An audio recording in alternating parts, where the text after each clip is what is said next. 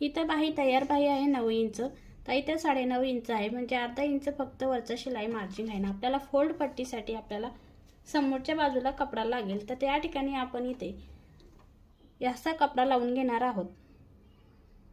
बघा, जितकी आपली फोल्ड पट्टी कमी आहे तितका आपण इथं समोरच्या बाजूला कपडा लावून घेणार आहोत.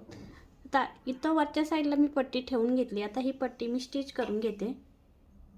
आता इथं पट्टी स्टिच करून झालेली आहे. पट्टीला असं टाकायचं आहे आणि समोरच्या बाजूने आपल्याला वरच्या साईडला दाबटीप द्यायची आहे. जी पट्टी आपण लावलेली आहे त्या पट्टीवरती एक दाबटीप द्यायची.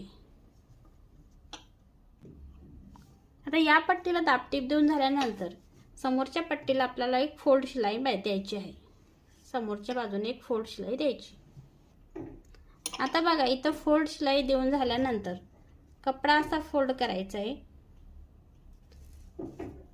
बघा, आपली जी आपण पट्टी लावली होती ती आपली कुठंच दिसत नाही खालच्या बाजूने. आणि ते मोठे टाक्याची शिलाई मारायची. आपल्या शिलाई करणार आहोत याला नंतर. बघू शकता, आपण जो कपडा लावला होता तो आपला कुठेही दिसत नाही, कुठेही जोड दिसत नाही, कारण आपण ती फोल्ड पट्टी जितकी होती तितकी कमी पडत होती तितकी आपण समोर लावून घेतली. अर्धा इंच आपल्या इथं शिलाई मार्जिन राहिलं.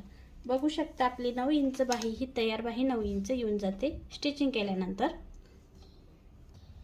आणि बघू शकता आपली बाही ही एकदम परफेक्ट स्टिच करून झालेली आहे.